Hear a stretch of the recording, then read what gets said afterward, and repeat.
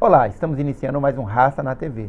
O programa que semanalmente sempre traz uma personalidade das artes, do entretenimento, da política, do esporte, enfim, pessoas que estão fazendo e acontecendo em todo o nosso Brasil.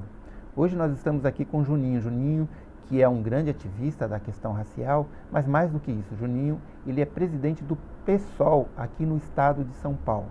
Nós vamos falar assim sobre política, enfim, sobre conjuntura política, mas antes eu quero que o Juninho fale aqui um pouquinho do seu, ele é muito jovem, né? Como é que começou a sua carreira e como é que passou essa questão do ativismo, está passando essa questão do ativismo para a questão política, ou seja, o ativismo sempre também é uma questão política, mas como é que você entra um pouco nessa política mais partidária e tudo mais, que começa tudo ali na militância, né, Juninho? Exatamente.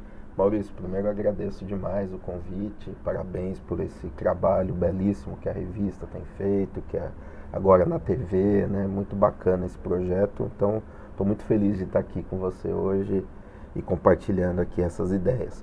Bom, eu comecei muito jovem, eu sou filho de militantes, né? Meu pai, na verdade depois eu fui descobrir que vem lá do meu avô, no sertão da Bahia e tal, mas mais diretamente meu pai sempre foi um ativista, foi sindicalista, foi fundador do PT, enfim, sempre teve aí nesse campo da militância. E eu desde muito criança, muito jovem, tive nessa atmosfera, participando. O casamento dos meus pais foi dentro de um sindicato, então eu sempre tive essa vivência.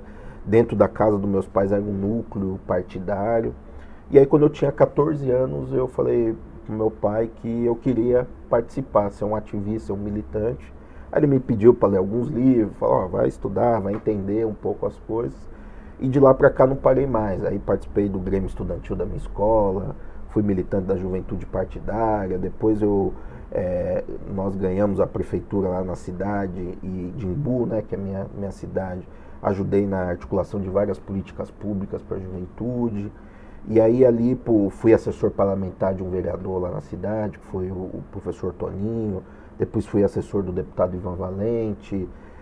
E aí, ali por indos de final de 2005, 2006, é que eu conheci o movimento negro. Naquele momento estava se formando ali o Círculo Palmarino, né? E aí foi uma entrada na discussão racial, que até então eu não tinha tão aprofundada na minha militância, era mais juventude, trabalho popular, luta por direitos nos bairros e tal. E aí foi um acontecimento extraordinário, assim, porque de fato o movimento negro transformou a minha vida e foi essa militância que me trouxe até aqui, né? E, aliás, como você mesmo falou, desta militância no movimento negro, e como você juntou duas coisas aí importantes, né? Porque o Juninho colocou aqui as suas raízes, que é ali no Embu das Artes. Exato. E Embu das Artes, para nós, tem a referência do grande Solano Trindade. Eu me encontrei com o Juninho agora recentemente na missa de sétimo dia da Raquel Trindade, né, filha do Solano Trindade, que fez todo um movimento cultural ali no Embu. E esse movimento cultural sempre foi muito ligado ao movimento negro, né, à Sim. luta por igualdade racial. Isso tudo também teve uma influência nessa tua trajetória política e de ativismo? Sem dúvida, Maurício, porque se você pensar, Imbu é mundialmente conhecido como uma cidade das artes, né? Inclusive foi até mudado o nome, agora é Embu das Artes oficialmente. E pouca gente sabe que quem construiu as bases artísticas da cidade foi negras e negros, né? O Mestre Assis, que tinha o Barracão do Assis lá, que juntava uma série de negros e negras, Ana Moisés, Luzia Caetano, Solano Trindade, o Teatro Popular Solano Trindade, encabeçado pela Dona Raquel. E a Dona Raquel, eu tive a oportunidade de conhecê-la ainda muito jovem, porque eu estudei com os netos dela, a gente estudou na mesma escola. E aí teve uma vez que ela se apresentou, fez uma apresentação do Teatro Popular na minha escola, e foi assim uma paixão à primeira vista, né? E aí de lá para cá a gente teve muita oportunidade de se encontrar, de conversar. Então com certeza a Dona Raquel Trindade foi uma fonte de inspiração, foi um lugar onde eu bebi muita energia e muito conhecimento, né? E hoje eu alimento uma amizade muito grande com a família Trindade, o Vitor aí, que agora tem esse desafio de dar continuidade a esse legado, o Zinho, o Manuel, que estudaram junto comigo, Maria, Elis, o Caçapava, enfim, a família toda, o Marcelo Tomé, são grandes amigos e com certeza, e eu espero ajudá-los aí, né, nessa empreitada de manter esse legado vivo do Solano, da Dona Raquel, porque sem dúvida é uma grande fonte de inspiração nossa. E lá no Embu também a gente tem que lembrar que tem um grande amigo, artista plástico, preciso até trazê-lo aqui no programa, que é o Jofre. O Jofre, quando eu fui secretário de promoção da igualdade racial da cidade de São Paulo, eu fiz um edital, né, para que tivesse uma estátua de Zumbi dos Palmares na cidade de São Paulo. São Paulo era a única das grandes capitais brasileiras que ainda não tinha nenhuma homenagem a Zumbi dos Palmares. Sim. Talvez porque saiu daqui exatamente desse estado, dessa cidade, né, o Bandeirante, que aniquilou com Palmares. Mas uma das coisas que eu fiz foi fazer esse edital e o Jofre ganhou. E hoje nós temos uma estátua de Zumbi dos Palmares, lindíssima, quase de frente à Bolsa de Valores de São Paulo, desse artista. Exato. Mas assim, o Embu, eu aconselho todos irem. Esses dias eu estava, acho que em Salvador, se eu não me engano. Aí a minha filha ligou num domingo, né? Minha filha que trabalha aqui na produção do programa. Uhum. Pai, eu queria almoçar hoje no local aí, me dá uma dica. Falei, bom, para você não andar muito, né? Eu já preocupado para ela dirigir. Vai até um Embu, né? Porque é um local maravilhoso para passar um domingo, almoçar, contemplar, encontrar ali com os artistas, e é uma cidade muito legal. Aliás, um dos meus sonhos é talvez ainda morar no Embu. Poxa, vai ser um prazer. E é legal, assim, Pestana, dizer que além do centro histórico, que tem toda essa atmosfera que você falou, que é lindíssima, nas periferias de Embu também pulsa muita cultura. Ali sempre foi um núcleo forte da cultura hip hop, da cultura do samba, do próprio rock, do rock alternativo, do punk rock, vários movimentos. Então é uma cidade, até me emociona dizer, porque assim, é uma cidade que pulsa a cultura e a política, ela sempre teve atrelada à cultura. Eu aprendi isso desde muito jovem. No entanto que, por exemplo, o Círculo Palmarino, a sede é em Embu das Artes. E a sede do Círculo é um centro cultural, onde a gente tem lá o acervo Carolina Maria de Jesus, com mais de 2.000 títulos, onde a gente faz sarau todo último sábado do mês, tem cursinho pré-vestibular, e sempre misturando isso, a cultura e a política como instrumento de dialogar com as pessoas, né? Agora, pegando agora a carona nisso que você falou, da cultura e da política, e entrando nesse, hoje em dia, falar sobre essa coisa da política no Brasil, sempre a gente tem que, como a gente, infelizmente, retrocedeu, né? Sim. Mas eu queria que você falasse um pouco, dá aí uma pincelada rápida, como é que você vê a conjuntura política atual do Brasil? Olha, primeiro há um sentimento de desesperança nas pessoas, eu sinto isso, né? Porque, primeiro, construir uma narrativa de que estava ruim porque a presidenta que estava é o que tinha de pior na história do país.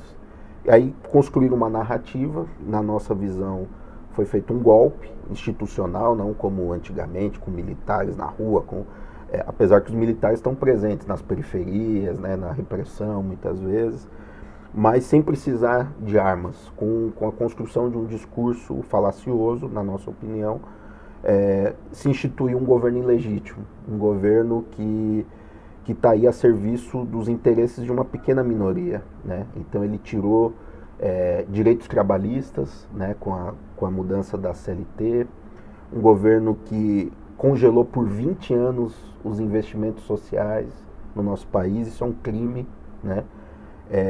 E que tentou, Pestana, na minha opinião, implantar novamente a lei do sexagenário, que era a tentativa da reforma da Previdência, né? Que ampliaria demais a idade mínima para as pessoas se aposentar, e a gente sabe muito bem que em bairros de classe média a longevidade das pessoas é muito maior do que nas periferias, e a população negra que está concentrada nas periferias tem, infelizmente, uma longevidade menor, né? E justamente nós que temos os trabalhos mais precarizados é que teríamos dificuldade de conseguir, inclusive, se aposentar, né? Então, por isso que eu faço essa brincadeira, entre aspas, né? Que era recolocar novamente a lei do sexagenário. Reedição da lei, Reedição da lei do sexagenário, que foi uma lei que alguns brincam que para inglês ver, né? Porque na prática a nossa população negra escravizada não conseguia chegar aos 40 anos de idade, por conta do trabalho exaustivo, né? E hoje, claro, a gente chega um pouco mais longe, mas também não tão muito mais longe, porque a gente continua num trabalho exaustivo, num trabalho precarizado. Então é um cenário de muita descrença. Acabamos de ter uma greve gigantesca dos caminhoneiros que mostra um pouco dessa insatisfação. E nós estamos vendo um momento perigoso, porque essa insatisfação ela pode ser canalizada para qualquer lado, né? Às vezes, e a gente está assistindo parte dessa insatisfação sendo canalizada para ideias ultraconservadoras, né? Pessoas pedindo novamente intervenção militar, pessoas, um nível de intolerância, né? Você falou aqui em outros programas sobre intolerância religiosa, tal, mas a gente que é muito forte, principalmente que toca nossas comunidades, né? Mas há uma intolerância generalizada, né? Nas redes sociais, uma certa brutalidade. Então o nosso papel nesse momento é um papel inclusive pedagógico, de levar um pouco de esperança para as pessoas, de dizer, olha, aqui não existe outra saída para nós senão a democracia, né? Uma democracia que não chegou plenamente nas periferias, que não chegou plenamente para a negritude, né, historicamente excluída. Mas eu não tenho dúvida que será pela democracia, pela ampliação de direitos, pela distribuição da riqueza, é que nós vamos poder garantir uma sociedade melhor e mais justa, né? Qualquer retrocesso, né, qualquer retirada de direitos, qualquer recrudescimento na sociedade piora sistematicamente a nossa vida e a vida da maioria da população, né? Há, sobretudo, uma desesperança muito grande, né? Tanto que eu brinco, eu sempre costumo dizer, o Brasil é o único país do mundo que as pessoas saem às ruas para pedir uma ditadura em nenhum outro local, porque você sabe que a ditadura não vai te dar o direito nem de você sair novamente para pedir qualquer outra coisa. Sim, talvez não estaríamos aqui conversando nesse momento. Exatamente. Estaria sendo censurado, estaria, né, sendo perseguido. Exatamente, mas é um momento de muita desesperança. Juninho, você é muito jovem, negro e presidente estadual de um partido político. Isso não é uma coisa comum no Brasil, sim, até porque todos os espaços de poder que nós olhamos para o Brasil, inclusive nos partidos políticos, a direção nunca tem negros, né? São raras, sim, exceções. Eu acho que eu conheço, talvez aqui no estado, o presidente estadual, eu acho que do PCdoB é o Orlando Silva, que eu acho que é negro e eu acho que é presidente estadual, sim, e conheço você. Pode ser que tem até outros, mas eu não conheço, eu não, sim, tenho sinal. Quando você vê as direções partidárias, você nunca vê a presença, eu sempre falo isso, a presença de negros na presidência, então, é totalmente inexistente. Como é isso? Como é presidir um partido político num estado como São Paulo, que é um estado, se você pegar historicamente as últimas eleições, é um estado um tanto quanto de centro para um conservadorismo, né? E você vem de um partido de esquerda, presidindo esse partido e sempre com espaços políticos muito grandes. Como é ser negro e estar num espaço de poder num partido político? Olha, Maurício, talvez depois vencida essa experiência, valeria a pena até escrever sobre, né? Porque, sem dúvida, tem sido uma experiência muito intensa e de muito aprendizado e também de muitos desafios, não vou mentir para você, né? Então não é fácil, né? Porque, como você bem colocou, a estrutura social brasileira, ela foi construída por uma elite e essa elite ela permeia todos os espaços, de todas as matrizes, né? Então você ousar, né, sair de baixo, né, e ocupar esses espaços de poder, de decisão, de construção política é um desafio gigantesco, né? Então eu primeiro me sinto muito honrado de poder participar de um partido que é ético, de um partido que tem apresentado para a sociedade propostas valorosas e que sonha por uma sociedade mais justa. Então eu me sinto bem no lugar onde eu estou, no partido que eu estou. Aliás, partido esse, tem que lembrar também que perdeu a grande vereadora do Rio, a Marielle Franco. A Marielle Franco, né? Exatamente. Minha amiga, tive a oportunidade de conhecê-la. E Marielle representa um pouco esse espaço que eu... Né? Ela ainda foi um pouco mais longe, conseguiu ocupar um espaço no parlamento, né? E até pela ousadia, né, de ser uma mulher favelada, ser assumidamente lésbica, né?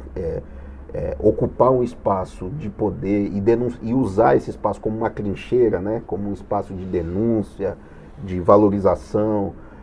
E ela pagou um preço caro por isso, né? E eu acho que o recado que tentaram dar era um recado de, olha, não ousem ocupar esses espaços. Mas o efeito saiu pela culatra, porque a gente vê a comoção que isso gerou no Brasil todo e o quanto que isso tem motivado, inclusive, várias outras lideranças negras a quererem ocupar esse espaço na política. E eu acho que esse é o meu papel, Maurício, é dizer, olha, nós temos que ocupar esse espaço. Não há outro caminho. Se por um lado não há um caminho sem a democracia, por outro lado não há outro caminho que garanta a democracia que não seja pela política. Deixa eu te fazer pegando um pouco carona disso que você está falando, deixa eu te fazer uma indagação ainda sobre a questão do negro na política, que me chamou a atenção, né? Porque realmente hoje se multiplicou o número de pessoas negras e de mulheres negras que estão entrando na política. Eu tenho acompanhado muito isso. Aliás, eu tenho visto alguns especialistas dizerem até que o efeito Marielle vai ser este ano uma maior presença de mulheres, inclusive se candidatando, e provavelmente, é claro, muitas mulheres negras. Mas quando eu pego a votação da Marielle, né, a Marielle tem sido muito estudado o trabalho dela, e eu acho que vai ser durante muito tempo uma referência. Sim, sim. Ela tinha um eleitorado, não muito dentro da comunidade dela, tinha um eleitorado até mais de classe média. Mais, né? De classe média. E ao mesmo tempo, eu quero fazer duas perguntas para você, que isso é muito importante para a gente entender. Nós estamos num ano de eleição. A nossa presença como negros no parlamento é muito pouco, né? Você acha que ainda falta um link do candidato negro, de quem se habilita nesses cargos, a ter uma interlocução ou uma linguagem que vai mais direto ao eleitorado negro, né? Eu não ousaria dizer que negro não vota em negro, porque eu conheço muito negro que vota em negro, né? Sim, mas o que é que falta ainda para que a gente tenha uma representatividade maior?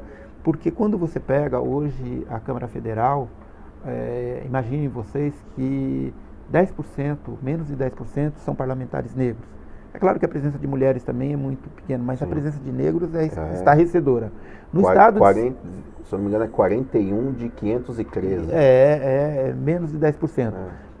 No estado de São Paulo, você tem representantes na Câmara Federal, acho que o Vicentinho, talvez Orlando Silva, eu não lembro, talvez tenha um ou outro, mais de 90 a gente tem uma bancada gigantesca.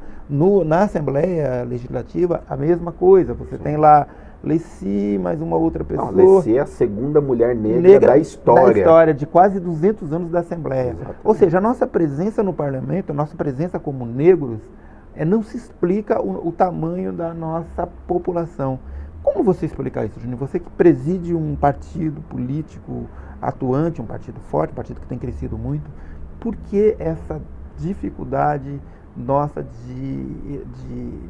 de ganharmos eleições, né? Até porque nós temos candidatos negros, sim, de chegarmos de ocupar esses espaços. Por que a gente sempre chega numa minoria muito grande? Eu acho que tem alguns aspectos para a gente analisar. Primeiro, é aquilo que a gente falou do histórico de uma camada social que sempre se permaneceu. Todos os momentos históricos do Brasil, mesmo as mudanças, né? Você pega a proclamação da independência, o fim do tráfico, o próprio fim da escravização, república, Estado Novo, ditadura civil-militar, redemocratização. Todos esses processos históricos foram construídos pelo andar de cima. Nunca você teve, de fato, um momento que os de baixo tomaram o poder. A experiência mais avançada que nós tivemos foi um operário que chegou à presidência, digamos assim, foi o auge, né, em 500 e tantos anos aí de colonização e construção da sociedade brasileira. E muitos dizem que né? por isso mesmo foi massacrado e tem sido e tal. Né? Exatamente. Então, esse é um aspecto histórico. O segundo é o objetivo, né? Porque as campanhas no Brasil, elas são muito caras, né? Então, se você tem uma elite que concentra a riqueza, que concentra o poder, né? Sobra pouco para as alternativas, né? Então, no geral, as candidaturas negras, elas surgem quase como candidaturas alternativas, né? E com pouco recurso, com condição de disputar em patamares iguais, né, a essas superestruturas que a gente viu aí também, de corrupção, de uma série de como que é feita toda a estrutura para garantia dessas candidaturas. Então, nós temos um desafio enorme, que então são barreiras muito grandes que a gente precisa transpor, né, para poder alcançar esse espaço de representação. Eu acho que o caso Marielle abre uma janela importante, porque ela sensibilizou não só os setores médios que já a conhecia, né, sensibilizou o conjunto da sociedade. E a gente percebe que há um aumento, e aí eu não tenho como não atribuir isso à luta histórica do movimento negro, que cada vez mais a população tem se orgulhado de se reconhecerem como negras e negros, né? Então isso é um passo importante. Então toda essa luta que nós travamos, né? E você é parte disso, com tantos outros, né? Do mito, né? De denunciar o mito da democracia racial, de cobrar do Estado brasileiro que ele, né, faça um mínimo de reparação, as políticas de ações afirmativas, a juventude que começou a acessar as universidades. Você criou uma massa de consciência, né? Você tem, além da revista Raça, mas você hoje tem as redes sociais, que é um espaço de articulação importante. Então você tem uma abertura maior de troca de informações, de acesso, de conscientização. E eu não tenho dúvida que essa eleição é uma eleição que vai, onde a questão da identidade, da representatividade vai ter um peso importante. E nós temos que estar preparados para isso, né? Por exemplo, nós no PSOL, hoje nós temos cota para negros nas direções, né? Foi uma conquista. Nós vamos ter um conjunto de candidaturas negras, tanto para federal quanto para estadual, né? Vamos tentar batalhar para que essas candidaturas tenham recursos, tenham condições mínimas para se apresentar. Claro que a gente não tem uma grande estrutura, mas vamos tentar dar viabilidade a elas, porque eu acho que é dessa forma, né, que a gente vai construindo. Mas eu não tenho dúvida que essa eleição é uma eleição que vai ter uma abertura, e nós temos que estar preparado para isso, com propostas, com empatia, né? Nós também temos que saber dialogar o que é a diversidade da nossa população, o que são as periferias e a sua complexidade hoje, né? Que ali você precisa respeitar a religiosidade que as pessoas optaram, você tem que saber lidar ali com as adversidades, né? Muitas vezes do tráfico, dos políticos de plantão ali, que tem os seus currais eleitorais. Então nós temos que compreender a complexidade da sociedade brasileira para que a gente possa ter essa empatia e conseguir chegar mais longe, para além dos nossos, né? Dos que já estão ganhos. A gente precisa chegar no conjunto da maioria da população, que somos nós, né? Maravilha. Eu acho que eu sempre faço essa pergunta, mas talvez você tenha respondido da forma mais completa. Eu sempre vou muito para o aspecto econômico, né? Eu sempre digo que é muito complicado você ter uma eleição num país como o nosso, sem grandes recursos, e a gente quase nunca tem recursos, e isso dificulta muito a nossa vida.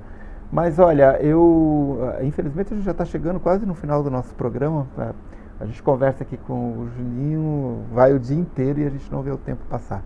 Eu queria que você falasse do livro, né? Juninho, que também escreve artigos, eu acompanho alguns artigos seus nas redes, por aí e tal. Legal. E aí fiquei feliz, aliás, quando encontrei Juninho lá no Embu, ele falou, o livro ainda estava na forma, ainda não estava, né? Tava na... E aqui está o livro para vocês. Legal. depois a gente vai mostrar direitinho. Fala um pouco sobre esse livro. Eu estava vendo aqui alguns artigos que eu conhecia, né? Sim. Mas como é que foi a história desse livro? Pouca gente sabe que eu sou jornalista, né? Eu sou formado em jornalismo, né? Mas eu costumo brincar que eu não sou um jornalista praticante, né? Não atuei na área trabalhando como jornalista, mas eu sempre gostei de escrever e ao longo da militância a gente vai escrevendo, publicando artigos aqui e ali, sempre brigando por um espacinho ali para escrever, publicar num site e tal, né? E mais recentemente fui convidado a ser colunista. Eu participei de um livro junto com o professor Denis de Oliveira, editado pela revista Fórum, e fui convidado pelo Renato Rovai, que é o editor da revista Fórum, para ser colunista. E aí isso acabou me motivando a produzir. Quando você tem um espaço, né, para divulgar o trabalho, isso me motivou. E aí eu resolvi um pouco compilar esse trabalho desses últimos 4 anos de produção, de textos e tal. Então esse livro, na verdade, é uma coletânea de textos, são 32 artigos que eu escrevi entre final de 2014 e agora início de 2018, né? Como é que faz para encontrar esse livro? Olha, eu tenho feito alguns lançamentos, né? E em breve, ainda nos próximos dias, a gente vai colocar na internet também para vender, né? Mas tem no Tapera Taperá, ali na Galeria Metrópole, no centro de São Paulo, tem para vender. Nós estamos no armazém do campo do MST também, nos próximos dias vai estar para vender. Internet, como é que faz?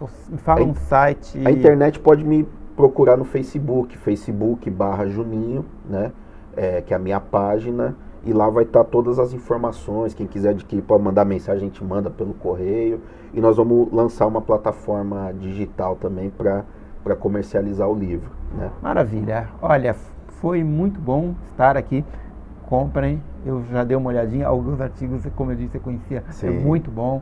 Juninho, foi um prazer contar com você aqui no nosso Raça na TV, né? Eu acho que você deu um panorama dessa conjuntura e principalmente de como a importância de nós negros e negras estarmos inseridos nesse ano, que é um ano decisivo para nós na política, né? E apostando sim que esse é o caminho, né? O melhor caminho. Não existe outro caminho, um caminho muito complexo esse da nossa democracia, mas ainda não inventaram um caminho melhor.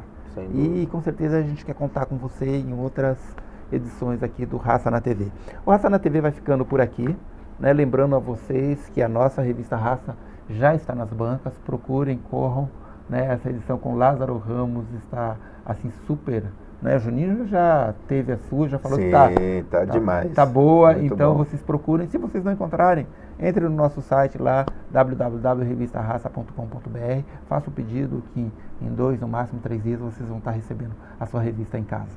O Raça na TV dessa semana fica por aqui e eu conto com vocês mais uma vez a semana que vem. Muito obrigado.